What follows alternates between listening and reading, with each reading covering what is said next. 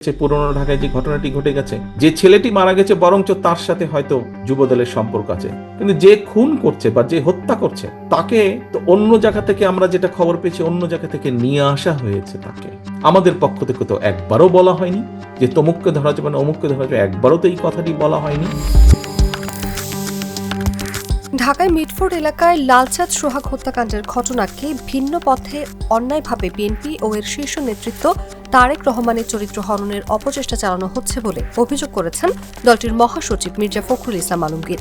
সোমবার রাজধানীর গুলশানে বিএনপি চেয়ারপারসনের কার্যালয়ে আয়োজিত এক সংবাদ সম্মেলনে এই অভিযোগ করেন তিনি। পরিকল্পিতভাবে চরিত্র হনন দেশের গণতান্ত্রিক অভিযাত্রাকে প্রশ্নবিদ্ধ করে। এ সময় এক লিখিত বক্তব্যে সোহাগ হত্যাকাণ্ডের নিন্দা জানিয়ে দৃষ্টান্তমূলক শাস্তি দাবি করেন বিএনপি মহাসচিব। তিনি বলেন, এই হত্যাকাণ্ডে প্রত্যক্ষ সংশ্লিষ্টতা বা উপস্থিতির প্রমাণ না থাকা সত্ত্বেও ঘটনার সাথে জড়িত বলে যাদের নামে থানায় অভিযোগ করা হয়েছে তাদের বিরুদ্ধে দলীয় বিশৃঙ্খলার আলোকে আজীবন বহিষ্কারের মতো সর্বোচ্চ সাংগঠনিক ব্যবস্থা গ্রহণ করেছে বিএনপি। হত্যাকাণ্ডের দ্রুত বিচার ও দৃষ্টান্তমূলক শাস্তি দ্রুত কার্যকর করার বিষয়ে আমাদের দলীয় অবস্থান সুদৃঢ় ও অপরিবর্তিত। একটা বিষয় আমার মনে হয় যে আপনারা সবাই লক্ষ্য করেছেন যে পুলিশের যে ইনভেস্টিগেশন তার রিপোর্টে কিন্তু বলা হচ্ছে এটা কোনো চাঁদাবাজির ব্যাপার ছিল না, এটা সম্পূর্ণভাবে ব্যবসায়িক ঘটনা থেকে এটা সংগঠিত হয়েছে।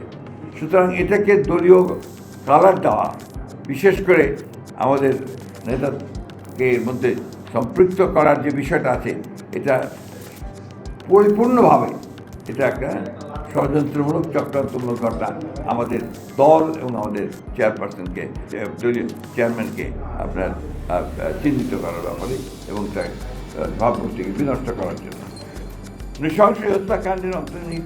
এমন দৃঢ় দলীয় অবস্থান থাকা সত্ত্বেও একটি চিহ্নিত মহল পরিকল্পিতভাবে দল এবং শীর্ষ নেতৃত্বের শালীনতা ও চরিত্র হরণের দুঃসাহস প্রদর্শন করছে বলেও অভিযোগ করেন মির্জা ফখরুল। সুপরিকল্পিতভাবে দেশের বৃহত্তম জনপ্রিয় দলের বিরুদ্ধে কুৎসা রটনা উদ্দেশ্যপ্রণোদিতভাবে দলের শীর্ষ নেতা, যিনি শুধু একজন ব্যক্তি নন, যিনি দীর্ঘ 1.5 যুগ ধরে পরিচালিত স্বৈরাচার পতন আন্দোলনের প্রধান নেতা, সাফল্যের কারিগর, গণ অভ্যুত্থানের প্রাণপুরুষ, তার বিরুদ্ধে অশ্লীল কুরুচিপূর্ণ এমন বক্তব্য প্রদানের বিরুদ্ধে আমরা তীব্র প্রতিবাদ, নিন্দা ও ঘৃণা প্রকাশ করি। এদিকে বিএনপির সিনিয়র যুগ্ম মহাসচিব রুহুল কবির রিজভী দাবি করেছেন, মুরাদনগর ও মিটফোর্ডের ঘটনাগুলো একই সূত্রে গাঁথা। ঘটনার সাথে সাথে বিএনপির বিরুদ্ধে প্রচারণা চালাতে শুরু করেছে একটি মহল। আমি বলছেন যে না, এখানে বিএনপির কেউ জড়িত না, এখানে ওইখানকার যে উপদেষ্টা যিনি কলকা ফিনারেন তার লোকজনরা এইটার সাথে জড়িত।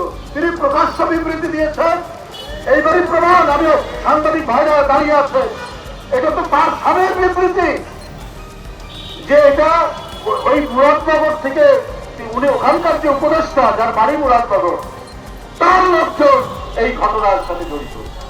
বন্ধুরা আমার, এই চক্রান্ত, এই অপপ্রচার এটা তো হয়নি শুরু থেকে। আপনার ভোটগুলোর হক হলে একজন মানসিক অসুস্থ এক ছেলেকে বেতনভাবে মোবাইল চুরির অভিযোগে হত্যা করা, এই মতপার্থক্য তৈরি করেছে তারা, যারা আজকে এই অপপ্রচার করছেন তারেক রহমানের বিরুদ্ধে। পূর্ব পরিকল্পিতভাবে 9 জুলাইয়ের ঘটনা 11 জুলাই শুক্রবার জুমার নামাজের পর সবচেয়ে প্রাইম টাইমে ইন্টারনেটে ছড়ানো শুরু হয় বলে জানিয়েছেন বিএনপি মহাসচিব। পাশাপাশি সোহাগ হত্যাকাণ্ডের অন্তর্নিহিত কারণ অনুসন্ধানের জন্য দলের পক্ষ থেকে একটি তদন্ত ও তথ্যানুসন্ধানী কমিটি গঠনের সিদ্ধান্ত নিয়েছে বিএনপি বলেও জানান তিনি।